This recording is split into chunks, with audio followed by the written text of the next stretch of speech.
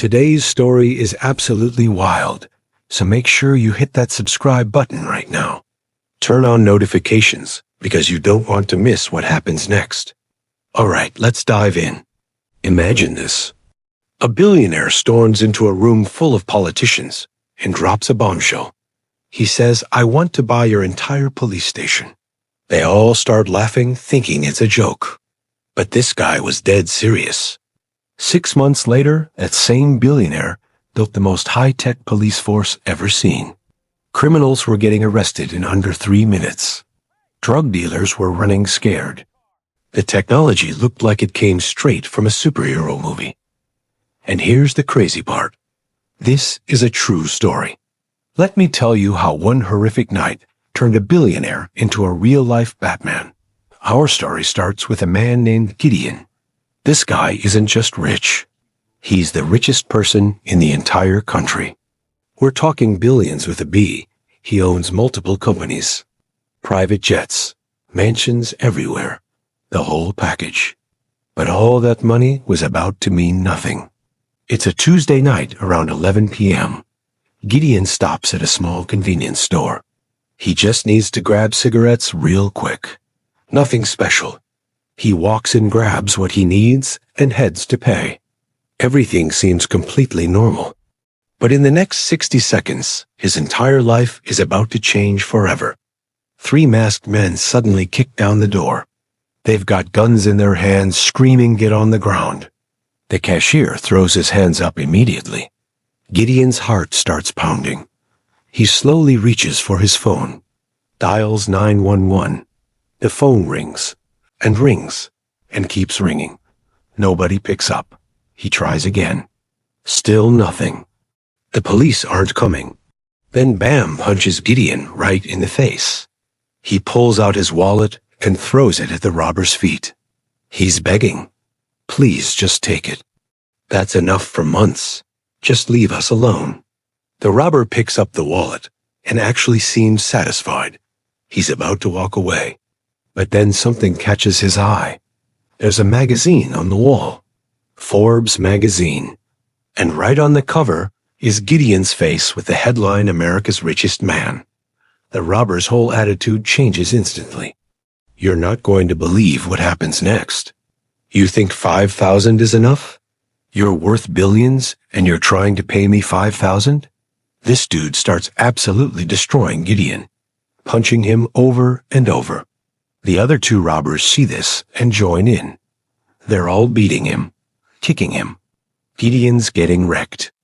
Then out of nowhere, the store door explodes open.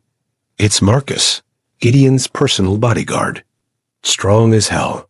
He sees what's happening and goes into beast mode. He tackles the first robber, sending him flying into a shelf. Punches the second robber so hard, he drops instantly. The robbers weren't expecting this kind of fight. Everything goes into slow motion. Bang! The gunshot is so loud it makes everyone's ears ring. Marcus looks down at his chest.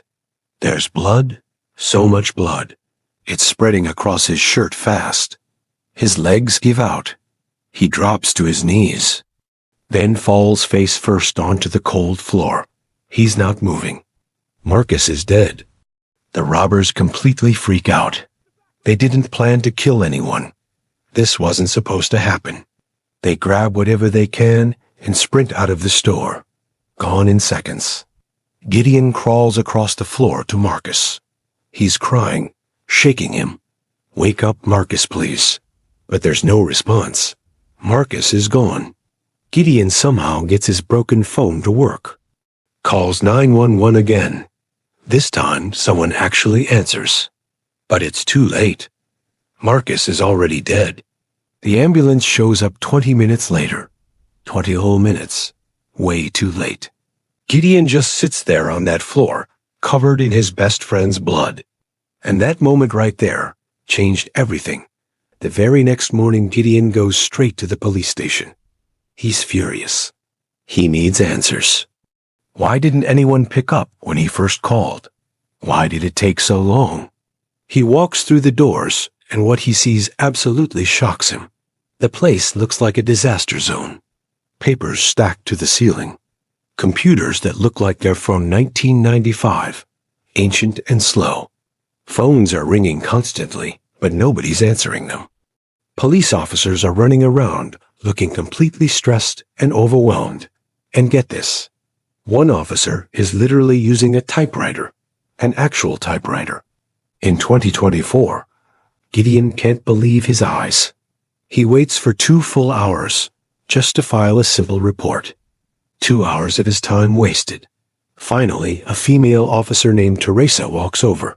She looks absolutely exhausted. Dark circles under her eyes. She apologizes for the wait. Gideon doesn't waste time. He looks her right in the eye and asks the question burning in his mind. Why didn't anyone answer when I called 911 last night? My bodyguard died because nobody came. Teresa takes a deep breath. She looks around, making sure no bosses are listening. Then she leans in close to Gideon. And what she tells him is going to blow your mind. She says, "Look, I'm going to be completely honest with you. This entire system is broken beyond repair. We get almost zero funding from the government.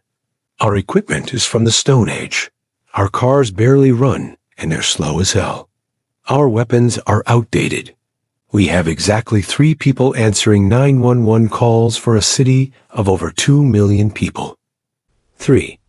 During busy times, we get more than 500 emergency calls. We literally can't answer them all, even if we tried. And even when we do answer, we can't get to the scene fast enough. Our cars break down all the time. We don't have GPS, so we get lost trying to find addresses. By the time we finally show up, the criminals are long gone. We're not lazy. We're not bad at our jobs. We just don't have the resources we need. People die every single day because we can't get there in time." Gideon feels rage building inside him. He says this is completely unacceptable. Marcus died because of this broken system. Teresa nods sadly. She says, "I know." And Marcus isn't the first. This happens all the time. That's when Gideon's billionaire brain kicks into gear. He's a problem solver, a genius businessman. And he just found the biggest problem he's ever seen. A problem that money and technology could actually fix. He looks at Teresa with a serious face and says, "What if I could change everything? What if I gave you unlimited money, best equipment in the world, fastest cars, most advanced technology?" Teresa actually laughs. She thinks he's joking. She says that sounds nice, but the government will never approve that kind of budget. Gideon gets this little smile on his face, and what he says next makes her jaw drop. He says, "Who needs government approval when you've got billions of dollars?" 1 month later, Gideon calls an emergency meeting. It's in the biggest conference room in the entire city, and everyone important is there. The mayor, the governor, city council members, police chiefs, all the decision makers. They have absolutely no idea why they've been called here. Rumors are flying everywhere. Gideon walks in wearing an expensive custom suit. He doesn't do small talk, doesn't waste time. He goes straight for the throat. He looks directly at the mayor and says, "I want to buy the 13th Precinct Police Station." The entire room goes dead silent. You could hear a pin drop. Then suddenly everyone bursts out laughing. The mayor is slapping his knee. He says, "Buy a police station? That's the most ridiculous thing I've ever heard. You can't just buy government institutions. That's not how any of this works." But Gideon's face is stone cold serious. Slides it across the table right to the mayor. He says, "I did my homework. The pension fund for that precinct is $90 million. And your city doesn't have that money. I know this because I've personally seen your budget reports." The room goes quiet again. The mayor's face turns bright red. He's pissed. He says those budget reports are highly confidential. "How the hell did you get those?" Gideon just shrugs. Says, "I have my sources." Then Gideon drops the nuclear bomb. He says, "Here's my offer. I will personally write you a check for $100 million right now. 90 million goes to the pension fund. 10 million goes to new equipment for your officers. In exchange, I want complete operational control over that single precinct for exactly 6 months. If crime goes down, you let me keep running it. If crime stays the same or goes up, I walk away and you still keep all the money. The mayor is about to reject it immediately. But then Gideon plays his absolute trump card. The one thing politicians can't ignore. He leans back in his chair real casual and says, by the way, let me remind everyone here of something important. I donate $50 million to political campaigns every single election. More than half the people in this room. Only one because I funded their campaigns. Now I'm not threatening anyone. But if you reject my very generous offer, I will personally fund every single one of your opponents in the next election. And I'll run TV ads exposing exactly how you let the police system completely fall apart while taking my money. The room is silent. Nobody moves. Nobody breathes. The governor leans over and whispers to the mayor. The mayor whispers to someone else. This goes on for 5 minutes. Finally, the mayor clears his throat. He says, fine. You get your 6-month trial, but you follow every law. You report to the police commissioner. They shake hands. The news breaks the next morning. Every channel is covering it. Billionaire buys police station. The entire country loses its mind. Gideon's company stock jumps 40% in one day. And every criminal in that district just got very, very nervous. Gideon shows up at the precinct with an army of people. Engineers, scientists, tech geniuses. The best minds money can buy. He gathers every single officer in the main room. They have no idea what's about to happen. Gideon gives them a speech. He says, I want to be crystal clear. I'm not here to replace any of you. I'm not firing anyone. I'm here to give you the tools you actually need to do your jobs. My friend Marcus died because this system failed. I don't want that happening to anyone else ever again. So here's what we're doing. We're going to catch the man who killed Marcus in 72 hours. And we're using technology that's never been used in law enforcement before. Then he starts revealing the insane tech. First, the app. He shows them this brand new smartphone app. Any regular person can report crimes in real time. You press one button, and every officer in the area gets an instant alert with exact GPS location. You can even see live video from the person's phone. Second, the bulletproof vests. These aren't normal vests. These were designed by aerospace engineers. 50 times stronger than regular Kevlar, but somehow lighter. He tells them you'll never worry about bullets again. Third, the stun guns. Nanotechnology weapons that drop someone instantly without killing them. No more debates about lethal force. Fourth, the cars. 20 custom supercars. 0 to 60 in under 3 seconds. Top speed over 200. GPS. Cameras. Everything. Fifth, military-grade drones. High-def cameras. Night vision. Some even have non-lethal weapons. The officers are standing there speechless. This looks like Tony Stark-level technology. Teresa raises her hand and asks the obvious question. This is incredible, but how does this help us catch Marcus's killer? Gideon smiles and pulls up this massive 3D map of the city on the screen. Every officer shows up as a blue dot. Every crime is a red dot. He says witnesses said the killer escaped in a white car. Normally, that's a huge problem because there are 77,000 white cars in this city. That would take years to check. But watch this. He types some commands. The AI starts working. It eliminates cars that weren't in the area. Cars with clean owners. Cars with alibis. In 60 seconds, the list goes from 77,000 to just 6 cars. Everyone's minds are blown. This is the future. A system goes live. Everything's ready. Then the first alert hits. Robbery happening right now at a liquor store. Teresa jumps in a supercar. The app shows her the perfect route. She floors it. The car shoots forward like a rocket. She arrives in 2 minutes and 40 seconds. The suspect is still there. He sees cops and runs out the back. But Teresa predicted this. The app showed his escape route. She cuts him off. He pulls a knife. She doesn't hesitate. Fires the stun gun. He drops like a rock. From alert to arrest, 2 minutes 58 seconds. The old record was 45 minutes. The system works. But Gideon's not celebrating yet. He says we still need to catch Andre. That's Marcus's killer. They use the 6 cars and send drones to track them all. 24 hours of surveillance. They find Andre's apartment. Dawn raid. They kick the door down. Empty. He's gone. Someone tipped him off. But Gideon was 3 steps ahead. He says, "Don't worry. I had a drone following him all night. He's at an abandoned warehouse on 5th Street right now. Let's go."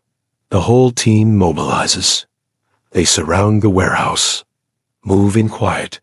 Andre sees them through a window. Opens fire. Bullets everywhere. One bullet hits an officer right in the chest. Everyone thinks he's dead, but the officer stands back up. The vest saved him. Andre's face goes white. He realizes he's screwed. Andre drops his gun and runs. Teresa chases on foot. He's fast, but so is she. Jumps fences, through buildings. 10-minute chase. Finally, Andre runs into a dead end. Brick walls, no escape. He pulls a backup gun from his ankle, points it at Teresa. But 3 officers appear behind him. All fire stun guns at once. Andre's body seizes up.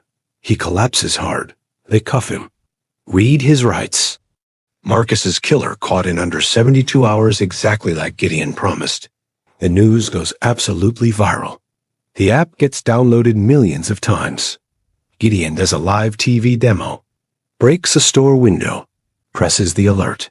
17 seconds later, cops arrive. 50 million views in one day. Criminals are terrified. Some leave the city, but one stays. Jack, street racer. Serial thief.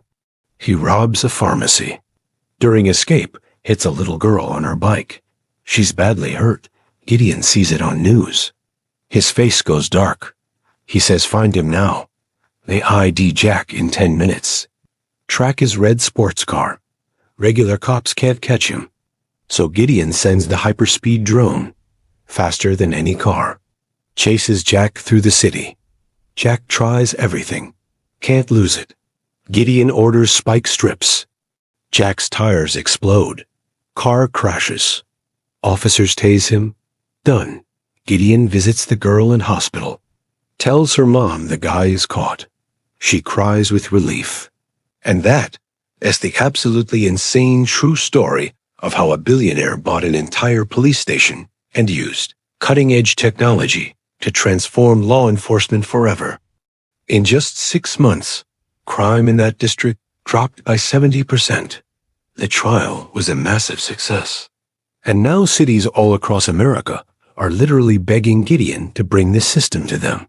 The future of policing might have just been created by one man's anger and a whole lot of money. If this story absolutely blew your mind, do me a favor and smash that like button right now.